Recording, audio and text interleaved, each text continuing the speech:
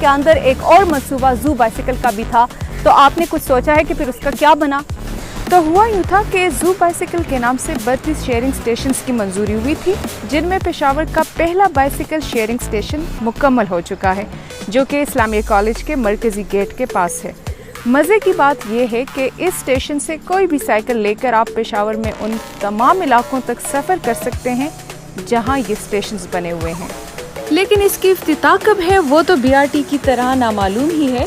ताहम ट्रांस पेशावर के मुताबिक बहुत जल्द इसका इफ्तिताह कर दिया जाएगा। मेरा नाम अशफाक रऊफ़ है। मैं manager BRT control centre trans Peshawar.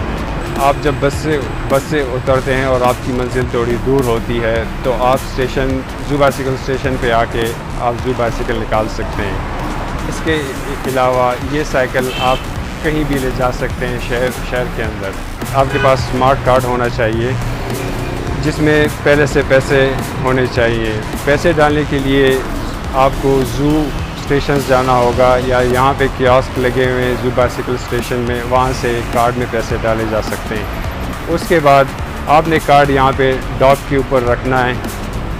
Card रखते ही आपकी साइकिल अनलॉक हो जाएगी, उसका ताला खुल जाएगा। आप साइकिल निकाल के उस पर बैठ के उसको चला सकते हैं। मैं अब आपको जू बाइसिकल के फीचर्स दिखाता हूँ। हर इस्तेमाल करने वाले के कद के मुताबिक आप सीट को ऊपर नीचे कर सकते हैं इस तरह। एक और फीचर हमारे बाइसिकल का कि इसमें चेन नहीं है।